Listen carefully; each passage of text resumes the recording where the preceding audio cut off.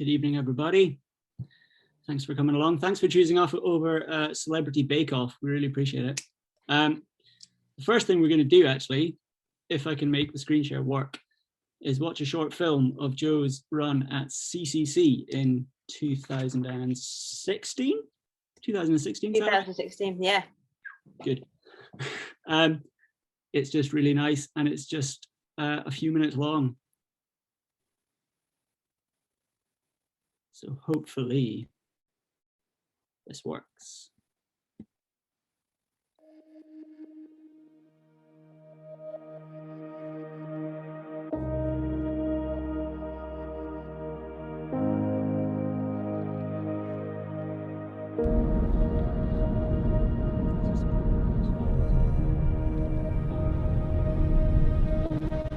As soon as you come into trail running, everyone's talking about it. And so when I entered the CCC, I really wanted to make a go of it and race my hardest, so I could, you know, prove that I could race on this sort of terrain. Yeah, I don't live in the mountains. Training is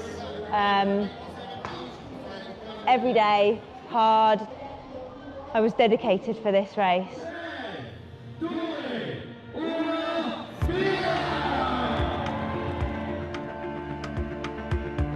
I started slowly, and then I soon got into a rhythm with these two Spanish girls, and then leaving.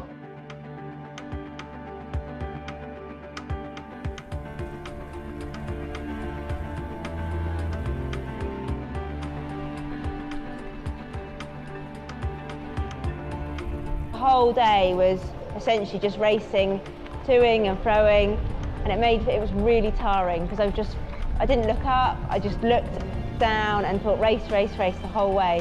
And I didn't expect it to be like that for 14 hours, but it was.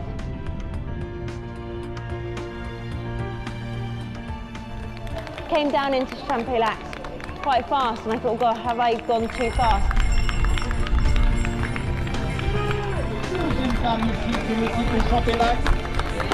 Checkpoints, there were two checkpoints where I was meeting my husband. He was so smooth with it. The water got in, the gels got in. It was brilliant, it was flawless. So a big thanks has to go to him as well. So I left Champelax a little bit slower, fully expecting both the Spanish girls to catch up. And then I sped out of Valorcine as fast as I could because there was a good bit of running there. So I knew then I could do it, I could get away.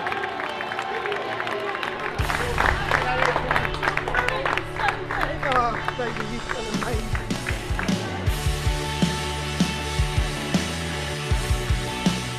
To come in and to see the streets lined with people that want to touch your hand, it was incredible.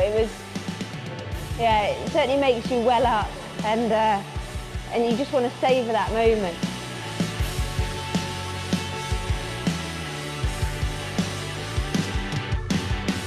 And then when John came at the finish and picked me up, and it was just great, and we've got some fantastic pictures of us. It means a lot for many reasons. I wanted to prove that I could race on the world scene. I wanted to do my sponsors proud. Or I wanted to just know that all my hard work could pay off. It means everything. I'm so happy.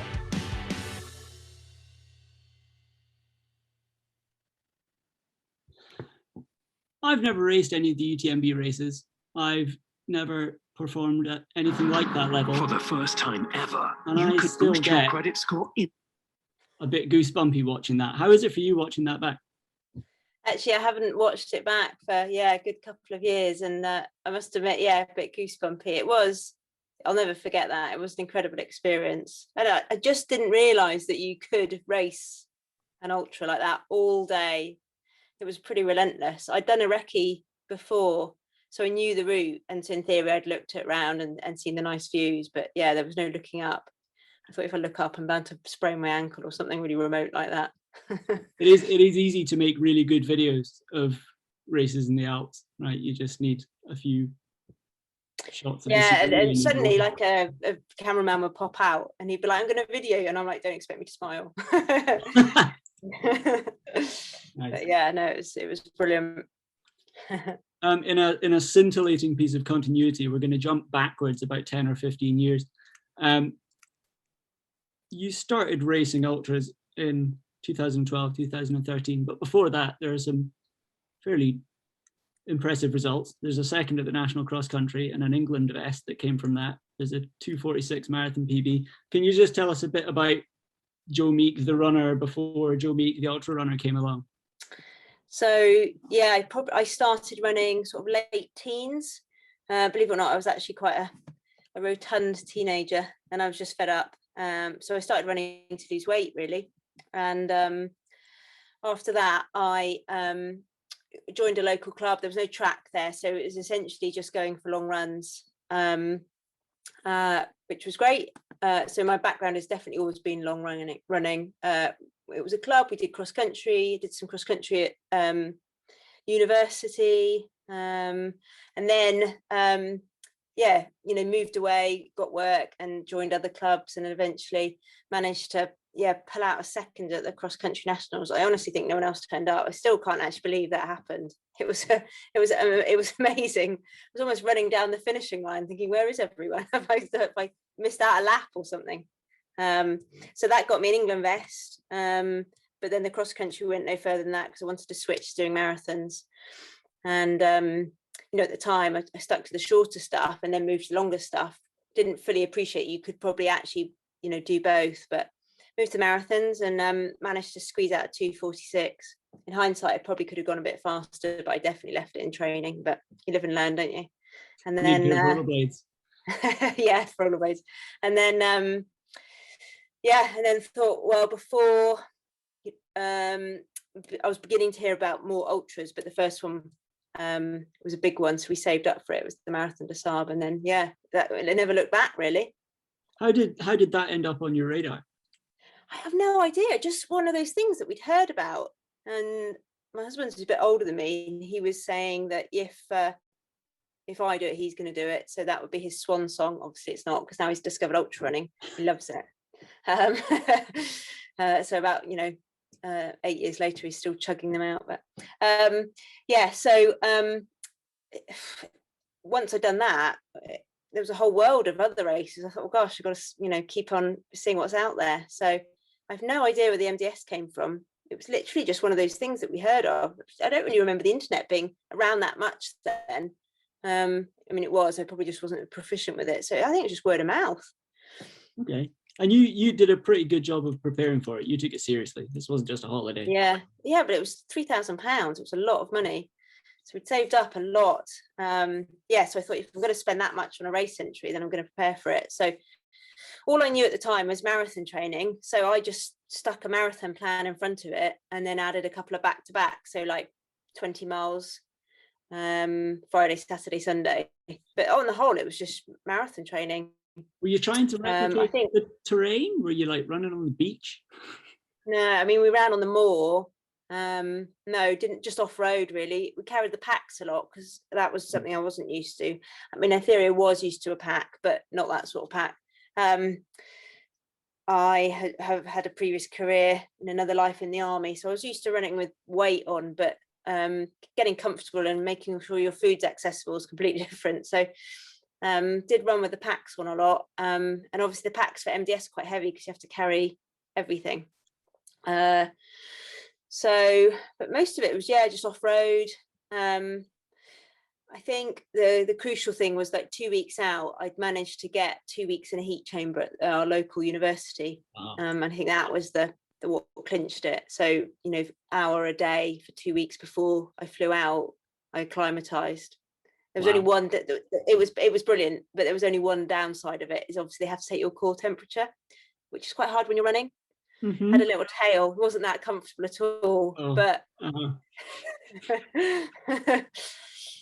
I've done the poor man's heat acclimatization training, which is running around the woods with all your clothes on. And no, I didn't fancy that at all. You get some funny looks, and you end up doing a lot of laundry. Or you have to Yes. resign yourself to the fact that your house is just going to stink because you're sweating buckets. But you were second there. You had a race with Megan Hicks. So Megan she'd done Hicks. it 5 Yeah. times before. So she was a bit of an expert in it. And I was probably a bit in awe of her, bit in awe of the race. Probably in hindsight could have pushed it a bit harder earlier on, but I didn't. And I lost it actually to her on the long day. So I hadn't done, in hindsight, any ultra training really. And so, yeah, it was 50 miles and she put an hour into me on that day. And I couldn't really get it back. I think I got about 20 minutes back, but yeah. In terms of mistakes for first time ultra runners to make, I think not going hard enough is better than the alternative. Then blowing up. Yeah. No, it is. I mean, I wanted to enjoy it, I guess, as well. So I think not blowing up, getting food right. You train for something, you do actually want to enjoy it, and there is some expectations that at some stage you're not going to enjoy it, but you know that everyone's going through the same, so you just go with it. Yeah. They might not be going through the same at the same time, but they will have a bad moment. But your result there was kind of a launch pad for your ultra career, right? You will have got invited to a lot of races off the back of that. Yeah, no, so I came second there, and actually I'm still the highest British female finisher. So that for a long time lured me back to see if I could win it. But the prices went up and other races came along, and I thought, even if I tried to go back and win it, I'd probably come 10th or something, and that wouldn't be my goal. So I'd be hugely disappointed. But and you can't replicate the memories. It was exceptional. So off the back of that, did you think it was going to be the start of something, or were you just going into it like, tick this box? Just going into it. Didn't know what else was out there. I mean, at that stage, hadn't even heard of some of the mountain races. So just going out there to enjoy it. I really like the escapism. I mean, people do now, but I had an old Timex watch, old phones, and no phones. It was great. But off the back of that, I got invited to some other races, and one of them was, as you got up here, the Coastal Challenge in Costa Rica. Mm-hmm. You can see that I've got a real graze on my knee, and actually I had a graze on my face, but the glasses cover it. I was heat training for this, and I fell off the treadmill. I managed to absolutely sandpaper my face, my elbows, and my body. Oh. Yeah, and it wasn't great, but it was I was determined to get through it. I remember finishing that treadmill session with a massive ice pack on my face as I was running along. Things you do. Anyway, so I got invited to loads of races off the back of the MDS, too many, and I said yes to them all, and then I had to have about 6 months off because I completely... I have a list here, your results. Goes on. There's a list of countries that you have raced in, and I don't know if anyone watching this evening is familiar with the Animaniacs bit where Yakko Warner sings the countries of the world. Look it up, it's fantastic. But you could do, it is only my total lack of musical talent that stopped me doing something similar with this, because you've been all over, right? Morocco, Costa Rica, Turkey, South Africa, Romania, Qatar, Nepal, Kazakhstan, Iran, Slovakia, India. The traveling, going to new places, seeing new things is a big part of the appeal for you, right? Yeah, and I like to travel. I like to meet people. And definitely experience new cultures, and also I like to run in the wilderness, so that escapism, I guess, element creeps in. So each year I'll choose a different country and try and get there. That bit's easy. Bit the nightmare is getting the visas and stuff. There have like been any that have been particularly difficult? Yeah, Russia. That was a nightmare. Absolute nightmare. Yeah, I turned up for a visa. I had to wait about 3 hours with about 100 other people squashed into this, not embassy, but I guess just a visa department. And you get there and they look at your photo and they look at you and they say, you're smiling too much in your photo. You have to go and get another one. So you leg it out there because you want to go there before. I mean, I'd gone up from Devon. I didn't want to then go back. So I had to find a local corner shop, get another photo, make sure I was looking really dour. You need a photo of you from the middle of CCC when you weren't smiling. Yeah, they're so strict on it, and then go back in and queue up. And then they picked up that if I was self-employed, they want to see pay slips. And I was like, just put I'm employed, honestly. So I took the form away, lied, went back. It was a nightmare. Anyway, got it in the end. There are plenty of people, ultra runners maybe in particular, who like to go and do races in far-flung places all over the world. Most of them aren't winning those races.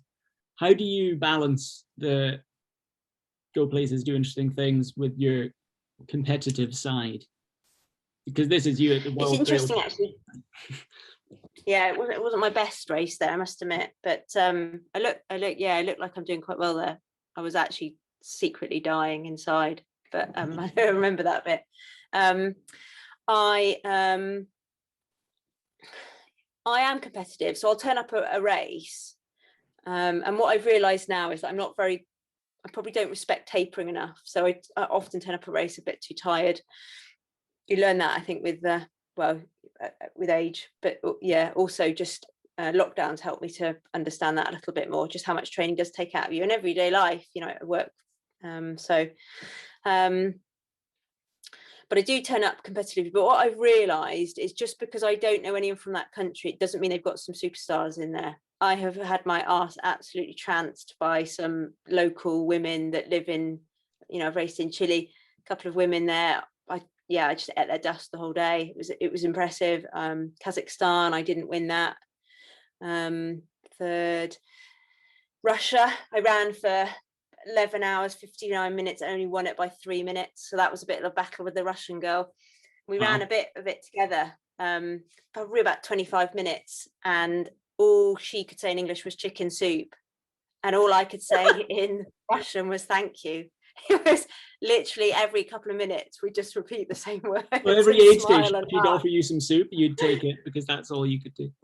I don't eat chicken soup. I'm a vegetarian. So she did actually. We got to an aid station. I was like, I've got the worst blister ever. I'm gonna have to take my shoe off. And I was trying to ask for some like duct tape or something. And I thought, well, she's got it now. She's gonna go. So she headed off, and on her way out, she gave me some chicken soup. And I was like, thanks. I've sorted out my foot, wrapped it up really well, and then chased off after her. And actually, she went the wrong way, which was, yeah. So it was a good battle, actually. It was good. But this was Doha. This was the World 100K champs. Fourth? I think, yeah, fourth. I was about. Most people would remember finishing fourth at the World Championship. I just quickly had a blank then. No, I was obviously over the moon because our team won. Yeah. Ellie Greenwood won it, which was incredible. And then there was a Japanese girl, and there was Jo Saweski, who was third. And I was about a minute behind her. But runners, yeah, don't begrudge it. First, third, and fourth. Yeah, it was brilliant, really good. It was on like granite slabs. So after that, my legs were toast. But that was the end of. I'd raced about 13 ultras in about 11 months, and I had 2 weeks off, and thought, oh, that'll be enough. And then when I started back running, it wasn't going to happen. I had to have a bit longer off. So I just picked up some niggles, which were actually pretty straightforward. But at the time, I didn't know what they were. So were you handed that flag by Adrian Scott? Possibly, yeah. I heard him on a podcast recently talking about how the end of this race was one of the most stressful parts of his running career because he was so excited. Adrian Scott was the GB team manager, for people who don't know who Adrian is. And he was standing there and he was bubbling over, shouting encouragement at people, but also having to remember to hand out the flags to people as they went by. Yeah, I honestly can't remember if he handed out. No, it was amazing. It was a fantastic experience. Really was. How do you... you've got MDS, you've got the granite slabs or whatever they were in Doha. Yeah, UTMB. The Alps. How much do you change your training for racing in different terrain?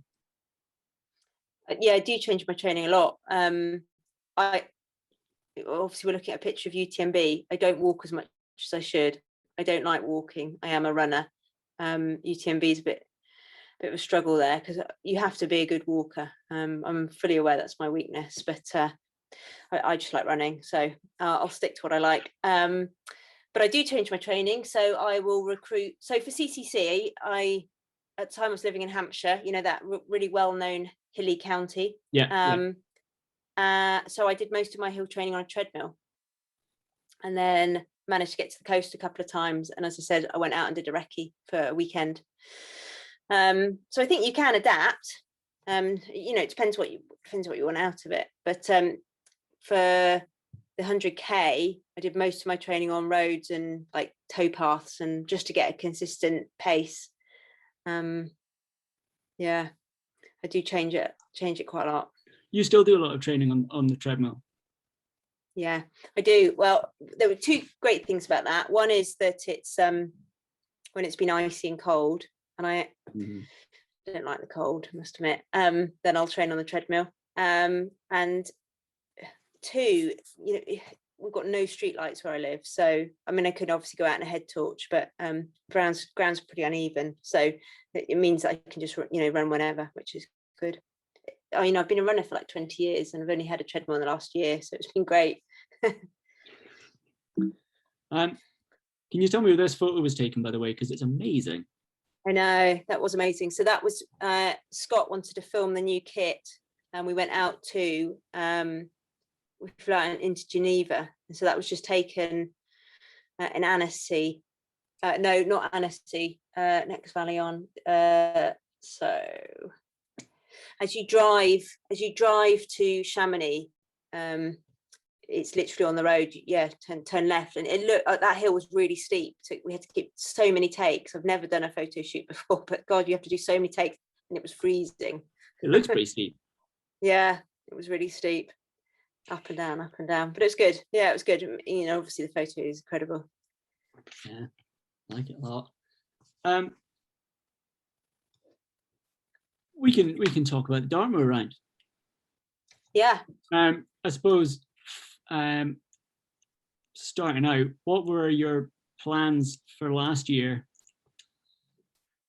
pre everything, and how did that all fall apart for you? Yeah. So get my words out. I had plans for a stage race in Sri Lanka with Ultra X, and we paid for that. I'm looking forward to that as a bit of holiday afterwards. Had plans for Highland Way, Mozart in Austria. Yeah, various races spread out through the year, and obviously they all fell away. I'd also done at the start of the year, so this was the beginning of last year, I'd had a crack at getting a Western States golden ticket, so I flew out to Phoenix, Arizona, and did their 100k. Just missed out on that, which was Black Cat. Yeah, you don't know till you try, do you? But it was good. I'm glad I went, obviously. So I that was my only race last year, and then someone else was mentioning about this Dartmoor Round. I hadn't even heard of it, although I did actually know the guy that did it 20 years ago. So as soon as it was mentioned, I just knew that was the thing for me. It was 74 miles. Yeah, around pretty much the whole of Dartmoor. There's a little bit that's missed off, but it's quite hard to access. So yeah, I thought that is definitely for me. I'd already spent quite a lot of the summer traveling across it, so north to south, south to north, east to west, and getting to know it. And then it was putting together the best route for this. So yeah, that was spent much time there before, even though you've had it on your doorstep. Well, ridiculously, last time I lived in Devon, I was a road runner, so I just run on the roads. I looked up at the hills, but yeah, I never really went there. It's crazy. And now, yeah. Anyway, now I live the other side of the moor, so you're looking at it from a different perspective, and I've completely explored it. It's brilliant. All that's left to do is a night crossing. So I've done so many crossings, but I want to do it one at night with a full moon. So that's the only thing left. Hoping as soon as this lockdown's over, the next full moon, which would be cool.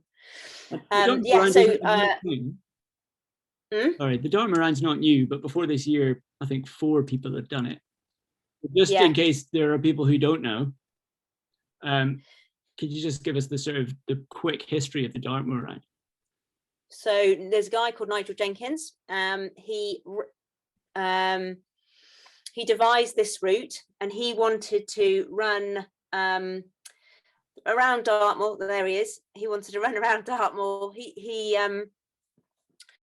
on the eve of the millennium and get back before closing time. So he arranged it. It was a winter round, so it meant he had ropes for river crossings and all sorts. He's a pretty hardcore bloke, to be fair. And he did it, got back and managed to get his pint in the pub. It doesn't actually, I thought it did, but it doesn't actually finish on this village green, but that's where the pub is. So that was where I finished it, because I thought it'd be nice to have people there. So when people started saying, oh, I've done it now, I'm going to have another go, I didn't do it so well, I thought, well, why don't we make it a bit of a community thing? So when I began to look into the legs, and I asked for each of the previous runners that had done it to do a leg with me. And most of them, they all said yes, it was fantastic. In fact, everyone, I think, that had done it before ran a bit with me, which was great. All was there at the end. And I got some serious logistics going on. So I got, properly crewed, and which meant I could probably jump a bit ahead of most of the others. As has been proven since, the guy that had held the record just before me, he was, two before me. He subsequently got it again now, but he didn't really have any logistics. So it was me. I was trying to map read on that, not on the round, but getting my. You always have that moment, though. Most people you see orienteering, they look so suave and sophisticated with just their little maps and their thumb compasses. And at some stage, you've got to open it and flip it over. And someone caught me on camera, me having my nightmare with the map in the wind. Once you'd found out about the round, you did quite a lot of specific recceing for it, right? Yeah, loads, absolute loads, because what I wanted to do was run it without a map, so I could just know it. And that was a brilliant idea until we got up there at 4 a.m, couldn't see a bloody thing. It's like pea soup. I know it was dark, but I thought, great, when the sun comes up, I'll be able to see it all, and I couldn't see a thing. It was a nightmare. So I had to, I really concentrate, but I had to go on my sense of direction, which is abysmal, absolutely diabolical. And there was one moment where I headed off from a tour. So I ran up to that tour, expecting my husband to be there with some, more fluids and stuff. I was like, is anyone there? Have I got the right tour? And out of the mist, I thought, yeah, we're here. I headed off from that tour, and 2 minutes later came back because I realized I'd just done a massive circle. So you have to climb the tour. You have to climb the tour. Yeah, you have to touch the top. Oh wow, that's pretty cool. So and then it did clear up, and then it rained heavily, but luckily when we finished in the evening, the sun came out, and so everyone could join their pint and chips in the pub. Tell us about the Dartmoor Round. This looks, innocuous enough, but it looks like it could very easily get not that innocuous. Do you know what? That river, is the River Dart, can rise and fall within 2 hours. So 2 hours later, that could be absolutely fine. So I crossed that river with a guy called Paul Crease, and we could step on the stepping stones, no problem. He turned around because he was just running the leg with me to go back to his car 2 hours later, and it was uncrossable. He had a nightmare because when we'd had a lot of rain on that round day.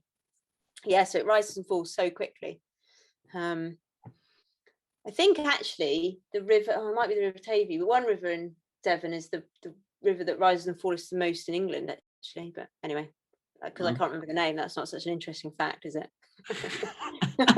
I remember talking to Nigel about his river crossings when I was researching the book, and God, they sound dodgy.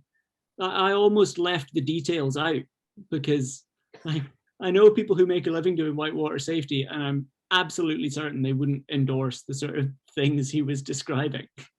He is actually, pretty mad for stuff like that. He earned a green beret. He was in the army, but he got a green beret, so he's pretty hardcore.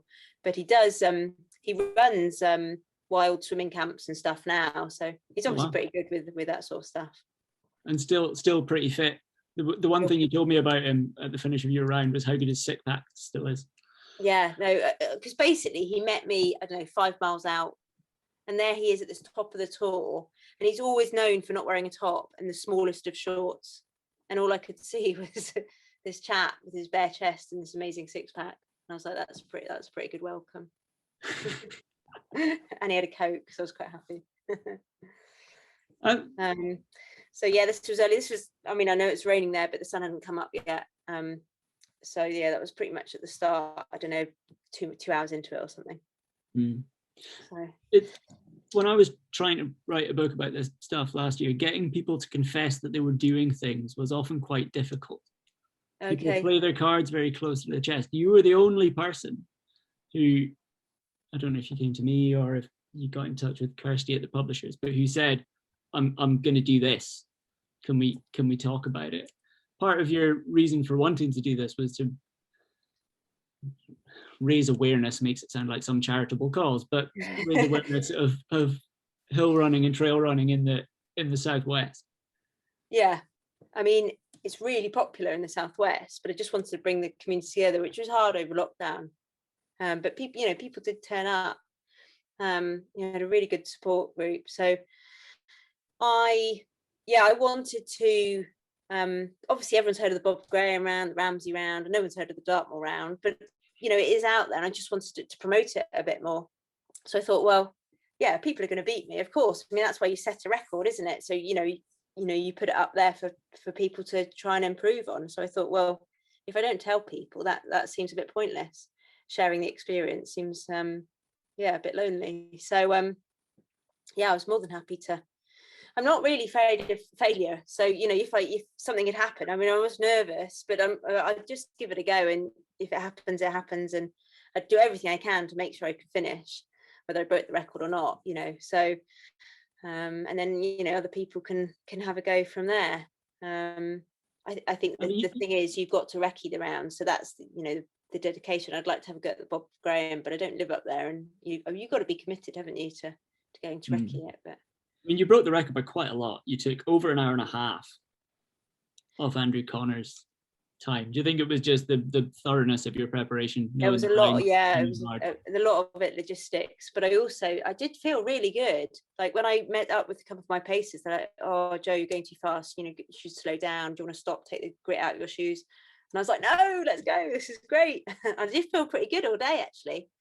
I think, as I mentioned before, lockdown gave me insight into how much to train and then how much to taper, and I just got it all right. So yeah, and obviously I didn't have to travel anywhere. I could literally I set my alarm for 2:00 in the morning at home.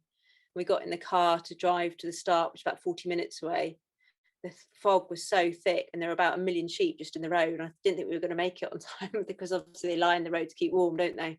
It was like slalom round the sheep on these Devon roads. I was pushing really hard to get this picture on the cover of the book because everybody likes a dog, but apparently the back of someone's head isn't the thing you put on a book. The photographer James Armstrong, who I contacted him and said, "Would you mind coming out?" And he was like, "Oh yeah." And then I said, "It's quite early," but he was very generous about his time, and it's his dog Jess. So yeah, that's I couldn't see that cross until I was literally, 20 meters away. So I was shouting, "Is anyone out there? Can anyone see me? Can anyone hear me?" And then I mean, if you're going to use the voices. photo for anything, it would be like the cover for a horror movie because it looks pretty spooky. Yeah, it's quite eerie running in the fog, but it's also quite beautiful. There's just you and that's it, until suddenly you hear this pony or something creeping up on you.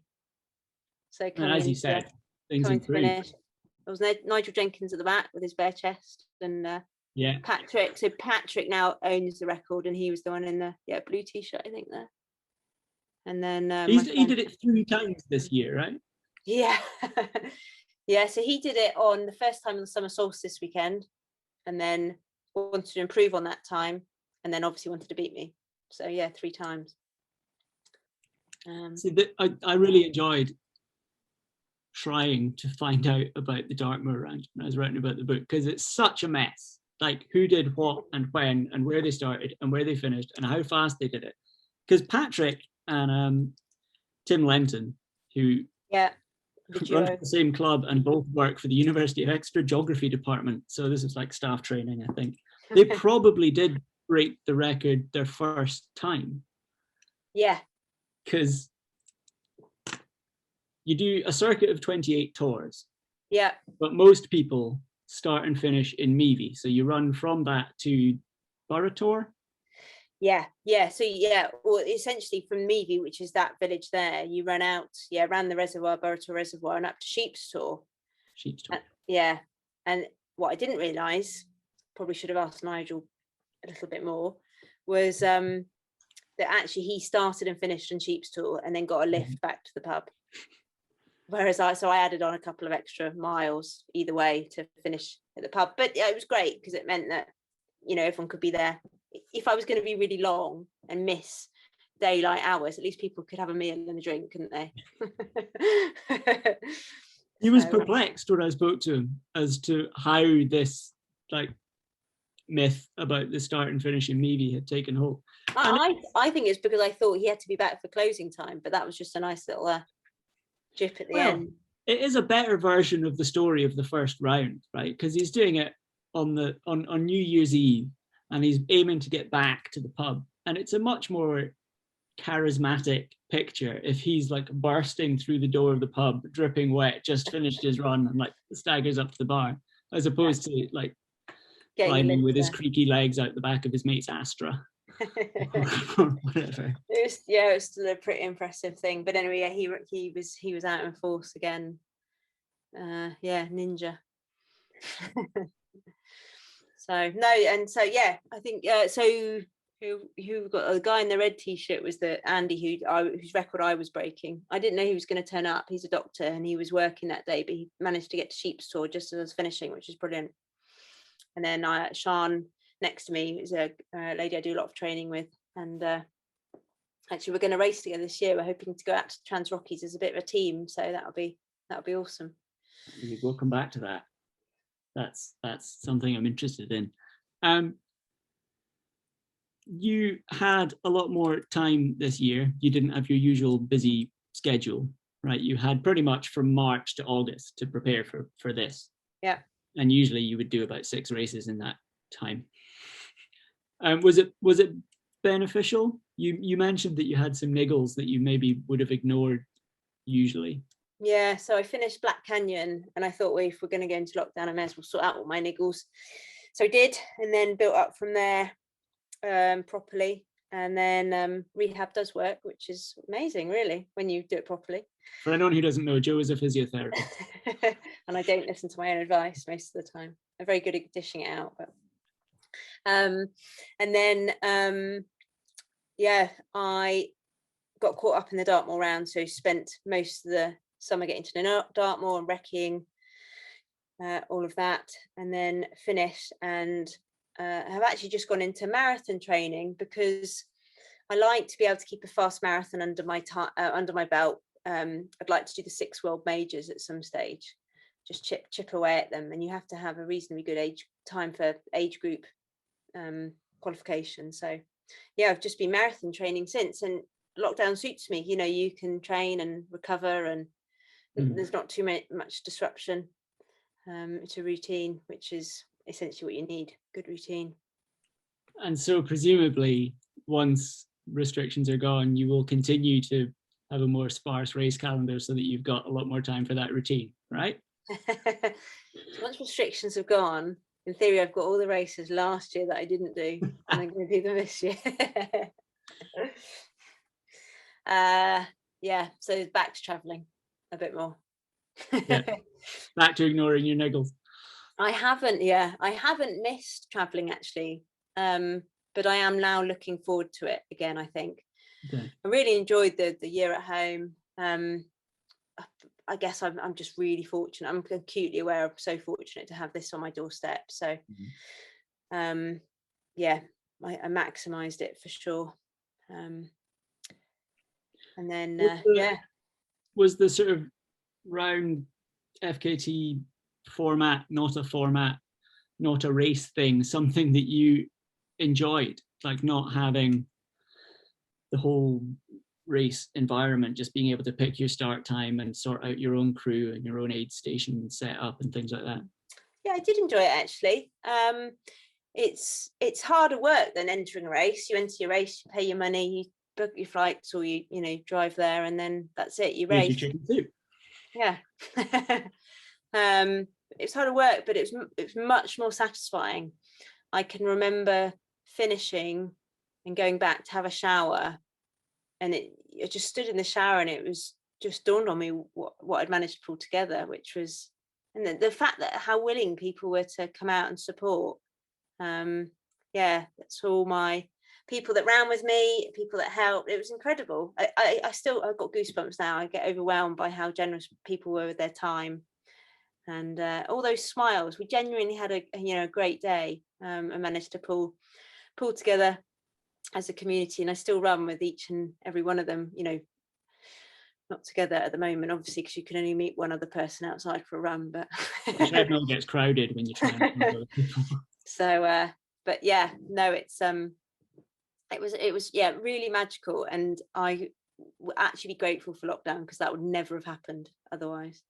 You spoke to me last year about how nervous you were asking people if they would, give up their time to come and support you on something. I just couldn't believe people would want to do that for me. I just, I'd say I'm thinking about doing this, and someone said, "Oh, I'll do it with you if you like." And I was actually pretty adamant. I said, "No, I need it to be my round, but I'd really like you to join me for a leg." And they were like, "Okay, that sounds great." And I said, I'll do the same if you want to do it. I'll join you for a leg, if you want to have a go at beating my time. So I owe a few people favours if they want to do it, for sure. I just couldn't thank people enough, and the fact that people wanted to do, go and do it, which was great. I'd previously joined Patrick on a leg of his round, but that's all I'd done, really. No one else had done it and asked for help. But it was really about the community, I think, and bringing people together for me. And I'm glad the sun shone at the end. It might have been pea soup during it, but at least the sun was there at the end. So. Better that than the other way around, isn't it? Yeah. Everyone just slinks off home. Would you do another similar thing? You mentioned the Bob Graham, other rounds, other FKTs. Someone in the chat is asking about the Southwest Coast Path. Patrick could give you the lowdown on that. He used to hold the record for it. Yeah, he did. But obviously that was beaten by Christian just last year. Mm-hmm. So I'd like to do other rounds like Bob Graham, but I know I wouldn't be competitive over them. I mean, I'd hope to get in under 24 hours, but 23:50 would be fine. I'm not great on technical stuff, and I know that I've seen some of the pictures. They look pretty gnarly. And I probably couldn't wreck it as well as I'd want to. I'd go up. I hate the M6, but I'd go up and do what I could. That's a really good reason not to go to the lakes. Oh, I hate I don't like Charnock Richards Friday after work. So, but no, I would like to. The Southwest Coast Path has much more appeal. It is burning a hole in my wish list. Really? It really is, but I'm also really scared of it. I mean, 600 and something kilometers. Yeah, 630 miles. Oh, okay. Yeah, I mean, the guys, they're doing it in sort of 60 miles a day, 60, 70 miles a day. Oh, it blows my mind, and the lack of sleep. The one thing that sticks in my mind from Damien's account of his run on it is that there was quite a lot of crying. I think it's just the ups and downs, your poor knees. I mean, I know that there was a lot of descending, and I'd be prepared to cry a lot if I could do it, I think. Is that arc of attrition territory? Yeah. Yeah, I've spoken to some people who've done that, and obviously it's coastal, it's not in the mountains, but it isn't flat. No, not. I can't remember what the elevation is actually, but I think it's like three or four Everest or something. But no, it's there, isn't it? And it's just got an appeal about it. Not this year, but maybe next year. I know that the Southwest Coast Path team I think for International Women's Day, they were promoting some runners that were going to probably have a go at this year. I didn't recognise any of them, but I'll be following them keenly. I'm hugely impressed by anyone willing to undertake that. That would be very cool. Yeah. I'd spend a week watching your tracker. Yeah, no more. Hopefully more than that. Yeah. Well, set big goals, get it done in 7 days. But yeah, no, it's there, just lurking on my shoulder with like the bad chimp. Well, you do have specific plans for this year. Among them, the Trans Rockies that you already mentioned, which is a stage race in Colorado that you're doing with Shan, who's in this picture. Yeah. Yeah. You're also going back to UTMB. You say that you never do the same race twice. This will be your third time. Well, second really, because I DNF'd last time. Second and a half. Yeah, second and a half. What's drawing you back to that other races don't have? I think the fact that I DNF'd last time. So the first time was my first 100 miler. So that was just to break the 100-mile virginity. And then the second time I thought I could better it, but didn't finish.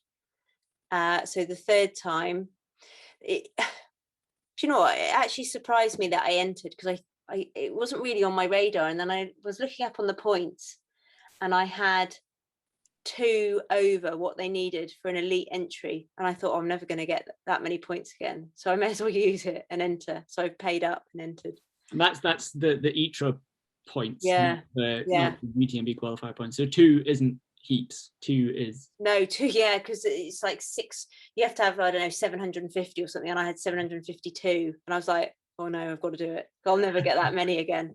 So so I've entered, and I thought I'd like to just sneak in and enter under the radar, but I run far pushed out an article with who's entered, and I was like, oh damn, they've listed my name. So which is a compliment, the fact that, I mean, it's not high up in the list, but it's a compliment. So anyway, I'm doing it now, so I may as well speak about it and not hide it. You said to me last year that you thought that CCC was probably at the limit of your range in terms of what you're good at. Yeah, I think I'm probably... Have you learned stuff about UTMB since then that you will do things differently now, or? Yeah, I mean, I'm going to use Dartmoor a lot more, so I'm going to make sure that whether I practice walking more, I'm not sure, to be honest. I know I should, but get the poles out on the treadmill. I'm going to tailor the training much more specifically. So when I move from this marathon, I'll go straight into looking at trails and hills and how much elevation you should get a week and things like that. I will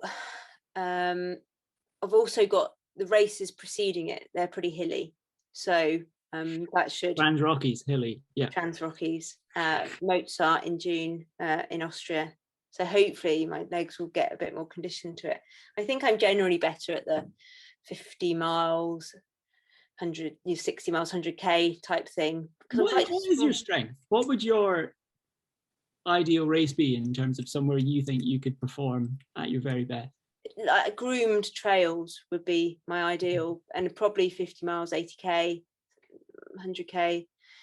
I'm quite small, and so I've noticed that the women who race against the mountains, they're pretty big. Their quads are pretty impressive. They're strong, big and strong. So yeah, but having said that, the people have won UTMB and all shapes and sizes. So I think it's you've just got to, after the first few hours of running, it was all in your head really. You've just got to knuckle down and get into it, get stuck into the training, and then see what I can do on the day. Yeah, I reckon you'll do well. Well, I mean, last time I raced too close to it, and I'd left. So Russia was about 5 weeks out, which in theory is fine, but then I did a really hard recce, and I just left everything. It's rubbish. 100k, really. the Russian race. Yeah. So I just didn't respect it enough really. I thought I had, but I didn't. We've got a few chat questions. Do you have any bucket list races that are still on your list? I mean, you've done a fair few. There can't be too many of this. Well, I mean, I'd love to do Western States, but as I said, I don't think I'm going to get in, not via the lottery. And getting a golden ticket is like rocking horse shit. So Now I would like to do, so I haven't raced in the jungle as such. I quite like the idea of a jungle race. And I've also haven't really raced ever sort of Thailand, that way. So Will you be going to the World Champs this year? well, I'm going to try, obviously. That would be Thailand, so that would tick that one off. Yeah, America a bit more. I can see someone's just put Hurt 100. Yeah, that would be good. The problem is there's just so many out there. Yeah, I know. It's, you know, like a kid in a sweet shop. Really want to do like the West Highland Way, not the 100-mile version, the 50-mile, the Highland Fling. Highland Fling, that would suit you. That would really appeal to me. And I was meant to do that last year. Yeah, there's just so many. So yeah. Kind of combining two things here. Someone wants to know what your favorite UK ultra race is. I did the Lakeland 50, and that was so well organised, beautiful countryside. That was right up there, really is. I think, yeah, I mean, I've done a few coastal ultras, but they're only just longer than a marathon, really. But I think it's pretty special. Lakeland 50 for me. Someone wants to know what CCC is. So so probably be confusing some people. CCC obviously is part of the UTMB series, Ultra Mont Blanc series, but it actually starts in Courmayeur, so it's Courmayeur, Champay-Lac, Chamonix. That's what the CCC stands for. And it's 110 kilometers. Pretty much 100, I think. Okay. Don't remember it being much longer. On the UK Ultra thing, this is something that's been eating away at me recently. Do you think there is a gap for like a really prestigious UK Ultra, a race like Western States that attracts all the best like domestic ultra runners on a consistent basis? Because I was trying to think of what the biggest win in UK ultra running is. Well, I suppose it's the Scottish sky running stuff, isn't it? That's maybe. Well, you see, but the Glencoe Skyline had an amazing field for a couple of years because Salomon were paying people to run it. Oh, okay. Yeah. In the last couple of years, it's no longer a Sky Running World Series race because the other race is the Golden Trail thing, and so it's lost its status. And the standard 2 years ago was nothing like what it had been. I think you mentioned the West Highland Way, and I think that something like that. Or the Arc of Attrition, in Cornwall. That's really well organised. The problem is that they don't give preferential entry to elite runners, I think, which is fine. That's not what they're trying to do, but I think I don't think that would put people off. It's a good race. Lakeland 50 is good and big to be well organised. And then you've got things like the South Downs Way, North Downs Way, but they're not probably that mountainous. So if you wanted to, if you put I'm not suggesting that you should do this, but people travel for miles, don't they, to the Bob Graham? If you made that an ultra, then that would be packed. Because obviously the wear and tear, I can feel like the raindrops of shouting coming through the laptop, but let's put that out there and then go and have a look at the FRA forum and see what people think. Oh no, don't. That'd be awful. They'd shout at me so much. Bad suggestion, but it would be popular. Speaking of competitive ultras, would you do Comrades again? Yeah, in theory I should do, because you get an up year and a down year. Peter Maritzburg to Durban, all the other way around, and I did the down year. So in theory I should go back into the up year. And that was a big result for you as well. You were fifth. Yeah, top 10 in that, get a real gold medal. Wow. So, I managed to walk away with that, which was great. I didn't know what to expect, but I trained at a set pace, and it paid off. It was awful. It starts at 5 a.m, and my hotel was, 40 minutes away, and the organisers. So you have to run for you can just enter, you can run for a team. So Nedbank are the big team. Most people run for that. And at the time there was also Toyota, so I opted to run for Toyota. They hadn't heard of me, they didn't expect me to do that well, and I was waiting at the hotel for them the car to come pick me up, take me to the start. And I was waiting and waiting, and I thought, oh my god, they're not going to come pick me up. Eventually, like 15 minutes later, they rocked up, and then we went around the houses like picking up everyone. By the time we got there in the car, like I was squashed in with about 20 other people just on my lap, and I was like thinking, god, it's going to start. And literally I leapt out of the car, just threw my kit to one side, and the race started. We were so close to missing it. And you know what runners like before a race, and I was like, god, I didn't have time to have a poo or anything. It was a nightmare. So yeah, I had to stop halfway around one, a couple miles into the run. I was like, this is not a great start. But yeah, the race, actually, I just thought, you're here now, just go for it. And the race, yeah, pulled off really well. That was the year Ellie Greenwood won it. I mean, it was just incredible. And yeah, I didn't expect to come fifth, but yeah, I did. So it was so brutal on my legs. I mean, downhill, it's an all on tarmac, obviously, but the crowds kind of keep you amused the whole way. The streets are lined. It was, the people have a national holiday for it. It was, if you want to do a road race, definitely do that one. It's incredible, absolutely incredible. It's a huge, is it 30,000 people? Yeah, huge. Wow. Yeah, I think I saw that it was not going to run it this year in June, which is a bit of a shame. No, I think it's cancelled again. Yeah, so people have to wait till next year. But yeah, really, really worthwhile doing.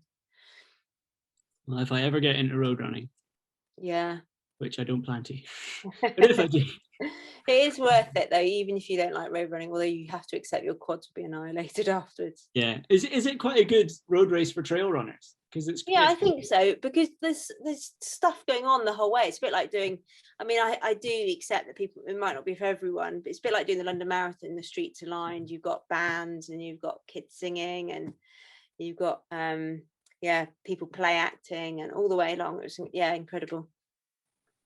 How heavy was your pack at Marathon des Sables? Jumping back. Oh yeah, so I went minimal. What's the lowest you can take is like 6.7 kilograms. Mine was 6.7 kilograms, and they sent me back and said it's too light, you have to go and get more food. So I threw in a couple of packs of peanuts. That's interesting, they've got a minimum weight. I did a race in Norway, actually. It's an uphill only race, and like it's not the Alps, so there's no gondola down or anything, and your bag has to weigh 2.5 kilos. But right, you have to weigh your bag, so they mark your number once they've weighed your bag. But you see people there and they're a bit light, they just bend down, pick up some rocks off the ground. Yeah, well, there's the same actually. I did the Everest trail race and they weigh your bag. But what was really frustrating about that was they weigh your bag, I think every day. It's a stage race. And I'm like, well, I'm eating my food, so surely it's going to get lighter. And they're like, it has to be the same weight. And I was like, well, I'll just have to keep all my rubbish. It was, rather than put it in the bin, it was a bit odd. I think they thought I was. And surely it should scale for how big someone is, because how tall are you? 5'4", 164 centimeters. Your gear doesn't weigh the same as someone who's like 6'2". No, exactly. Like literally in one of those MDS photos, there's me with a buff, which most people put around their head, and I'd put it around my, like, as a boob tube. So not many people can squeeze into a buff, can they? I've never thought to wear mine like that. So and it was minimalist. Literally my mat to lie on was A4 just to cover my hip bones. Wow. Yeah.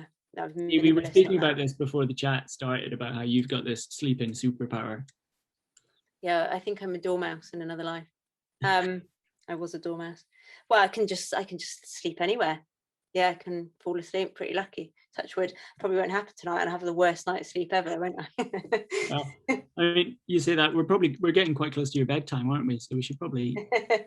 I also sleepwalk really badly as well. That's probably not. You sleepwalk on the treadmill. That's how you could train for UTMB.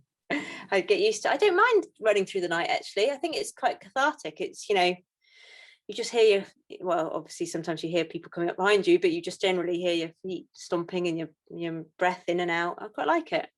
Yeah. Someone wants to know if you've done the spine, and if not, why not? The spine, that's in the winter, isn't it?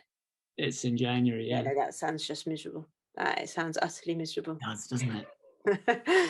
My hands just wouldn't work. They'd be, well, why did you drop out? I couldn't actually get my food out of my bag.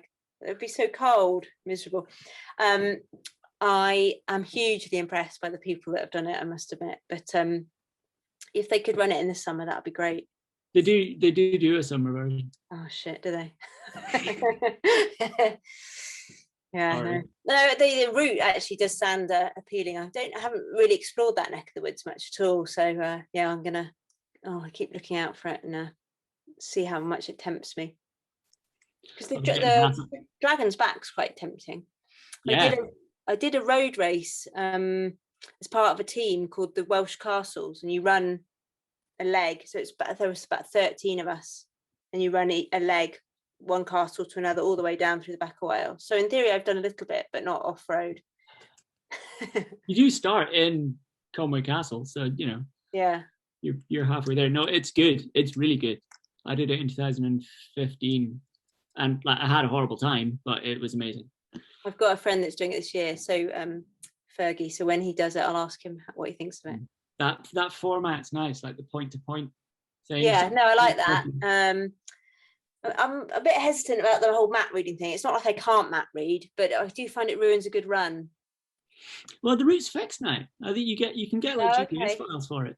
Okay, well, that's interesting. Yeah, well, maybe. There's so many, aren't there? So many. It would suit you actually, because it's really varied. Like there's days 1 and 2 are hill running, like right, okay, no doubt.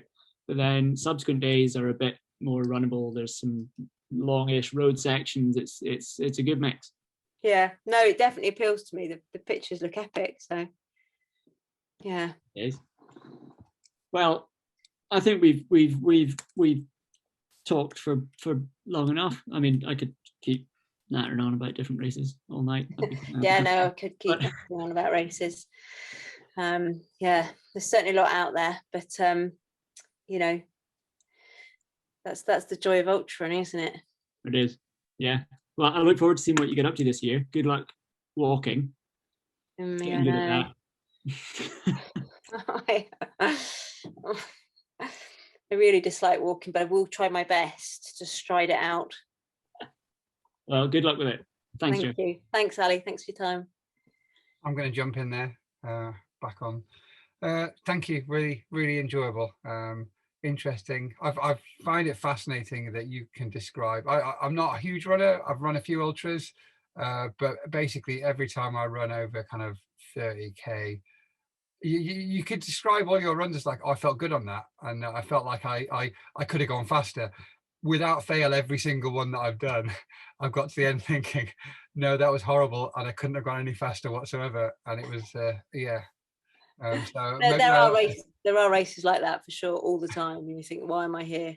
What's the point? This is awful. But on the whole, the scenery or the people around you make up for it, and yeah, they pull you through. Yeah. Well, I'm inspired to try it again. Maybe I know what I do wrong. I always go off too fast. So yeah, it's always the same story. Which was fine in a park run, but yeah, not so fine. I'm normally pretty broken by halfway through a park run as well. Okay, I really enjoyed that. Thank you, Joe. It was good to get to know you a bit better through this weird format. Just a quick reminder to anybody who registered via Eventbrite, if you would be so kind as to pop a donation in, that would be amazing. People said how much, and we say, cost of a pint of beer, it's not far off a £5. Bit more if you can afford it. If you can't afford it, that's absolutely fine.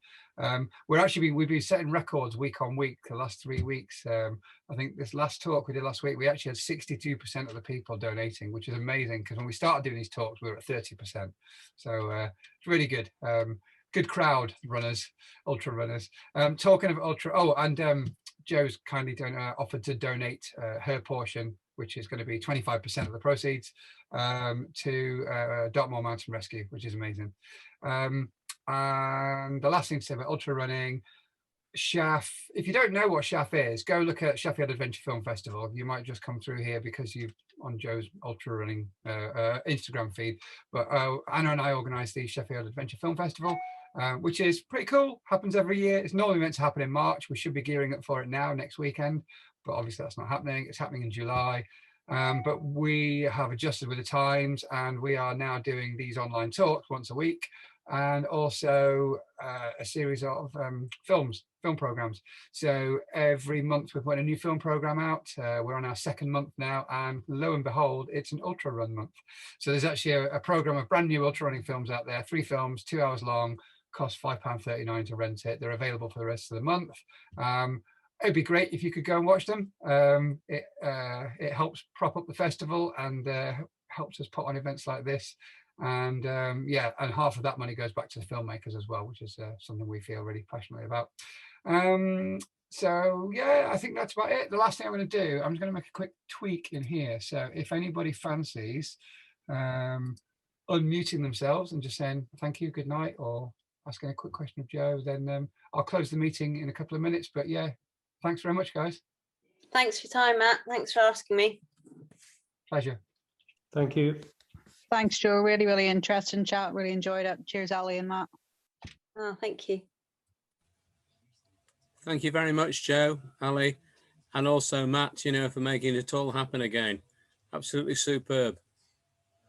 Cheers, Andy. See you on the hills again soon. Yeah, definitely.